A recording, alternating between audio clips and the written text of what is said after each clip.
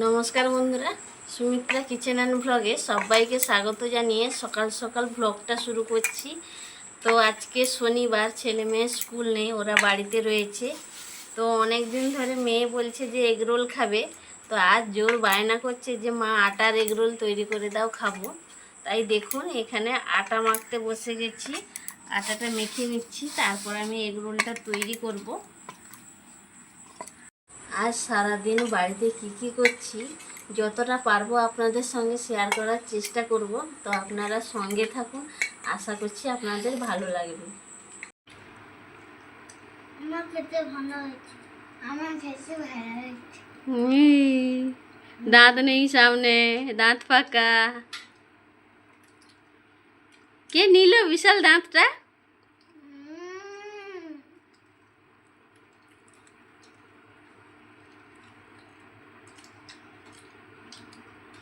ছেলে মেয়েকে এগরোল খেতে দিয়ে দিয়েছি, তো ওরা খাচ্ছে। তো এবার আমিও টিফিনটা করে নেব, টিফিন করে তারপর চান টান করবো, চান টান করে রান্না বসাবো। আপনারা সঙ্গে থাকুন, আশা করছি আপনাদের ভালো লাগবে। টিফিন করে চান করে চলে এসেছি রান্নাঘরে রান্না করতে। এই দেখুন একটা কড়াই বসিয়ে দিয়েছি। প্রথমে কড়াইতে দিয়ে দিয়েছি সর্ষের তেল। তো তেলটাকে গরম করে নিয়েছি ভালো করে। এবার পটলটা ভেজে নেব। প্রথমে কড়াইতে দিয়ে দিচ্ছি পটল। প্রথমে পটলগুলো ভেজে নেব।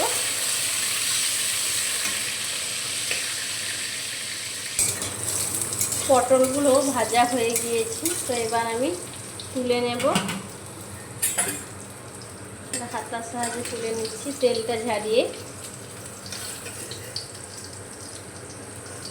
এই দেখুন পটল ভাজাগুলো নামিয়ে নিয়ে কড়াইতে দিয়েছি সাদা তেল।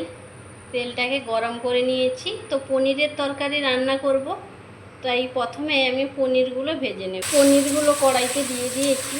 তো হালকা করে ভাজবো, বেশি কড়া করে ভাজবো না। তো যে কোনো পনিরের তরকারিতে পনিরগুলো হালকা করে ভেজে নিতে হয়, তাই আমি কড়া করে না ভেজে হালকা করেই ভেজে নেব। এবারে সহজ সরল এবং সাধারণভাবে চানা পনির রান্না করব। তো কাবুল ছোলাগুলো আগে থেকে সেদ্ধ করে নিয়েছি। তো এখন পনিরটা ভেজে নিচ্ছি। পনিরগুলোকে দেখুন হালকা করে আমি ভেজে নিয়েছি। তো এবার আমি তুলে নেব। একটা হাতা নিয়েছি, হাতার সাহায্যে আমি তেলটা একটু ঝাড়িয়ে করে তুলে নেব। এই দেখুন এরকম করে ভেজে নিয়েছি। তো সব পনিরগুলো এইভাবে তুলে নিচ্ছি। পনিরগুলো তো ভেজে তুলে নিয়েছি। তো ওই তেলের মধ্যে দিয়ে দেবো আমি ফোড়নে তেজপাতা। তেজপাতাটাকে ভেজে নেব। দিয়ে দেবো 1 চামচ মতো গোটা জিরে। তো জিরেটাকেও আমি ভেজে নেব ভালো করে। রসুন বাটা দিয়ে দিয়েছি। তো রসুনটাকে আমি ভেজে নেব প্রথমে। রসুনটা ভেজে নিয়ে পরিমাণ মতো লঙ্কা গুঁড়ি আর হলুদ গুঁড়ি অল্প দিয়েছি। তো লঙ্কাটা এখন ভালো করে ভেজে নিচ্ছি। লঙ্কাটা ভেজে নিয়ে সমস্ত রকম মশলা দিয়ে এখন মশলাটা ভালো করে কষিয়ে নেব। এর আগের দিন বাড়িতে বাসন্তী পোলাও আর চিকেন কষা হয়েছিল, তো খাওয়া হয়েছে। তো তার জন্য আজকে বাড়িতে আর সেভাবে কিছু হচ্ছে না। এই চানা পনির হচ্ছে আর পটল ভাজা হচ্ছে, এই দিয়ে আজকে দুপুরের খাওয়া হয়ে যাবে। মশলাটা ভালো করে কষিয়ে নিয়েছি। তো আজকে চানা পনিরে অল্প আলু দিয়েছি, তাই আলুগুলোও ভেজে নিয়েছি। তো ভেজে রাখা আলুগুলোও দিয়ে দিয়েছি আর সেদ্ধ করে রাখা কাবুলি ছোলা দিয়ে দিয়েছি। তো এবার ভালো করে একটু কষিয়ে নিচ্ছি, মশলার সঙ্গে ভালো করে একটু কষিয়ে নিচ্ছি। কষিয়ে নেব বেশ কিছুক্ষণ এইভাবে, দিয়ে জল দিয়ে দেব। মশলার সঙ্গে কাবুল ছোলা আর আলু ভালো করে কষিয়ে নিয়েছি। তো এখন দেখুন জলটা দিয়ে দিয়েছি। তো পনিরগুলো এখন দেইনি, একটু ফুট এলেই ভেজে রাখা পনিরগুলো দিয়ে দেব।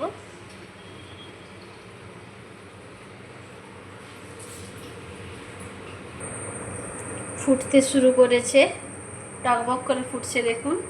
তো এবার আমি ভেজে রাখা পনিরগুলো দিয়ে দেব। এই দেখুন ভেজে রেখেছি পনিরগুলো, তো এগুলো দিয়ে দিচ্ছি।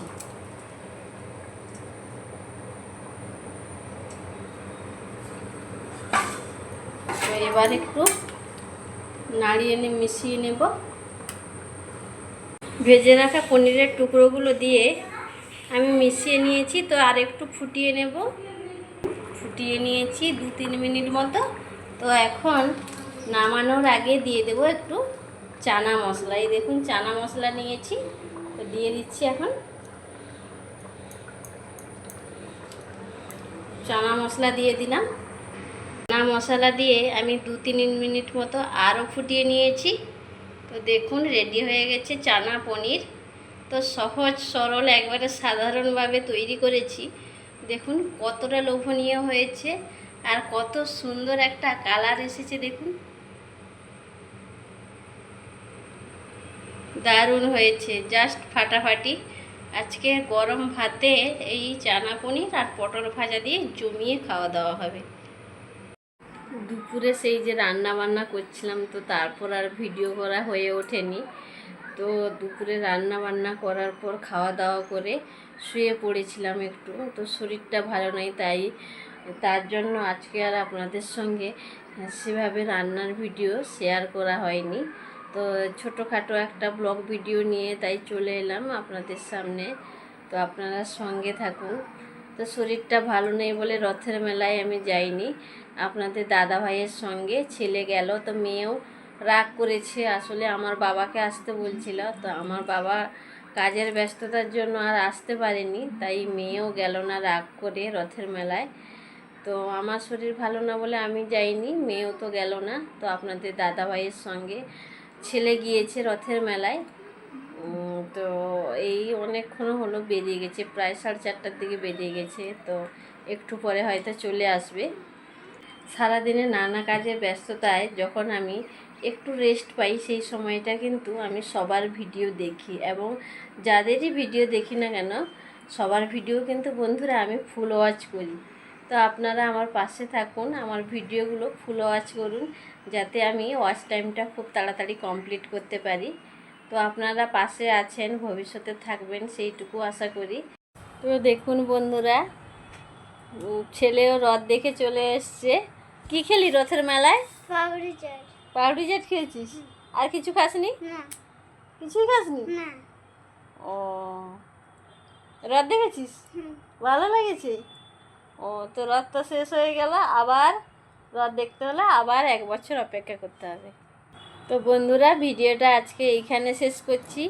সবাই সুস্থ থাকুন, ভালো থাকুন। অন্য দিন অন্য কোনো রেসিপি বা ভিডিও নিয়ে আবার আপনাদের সামনে হাজির হব। টাটা। টাটা।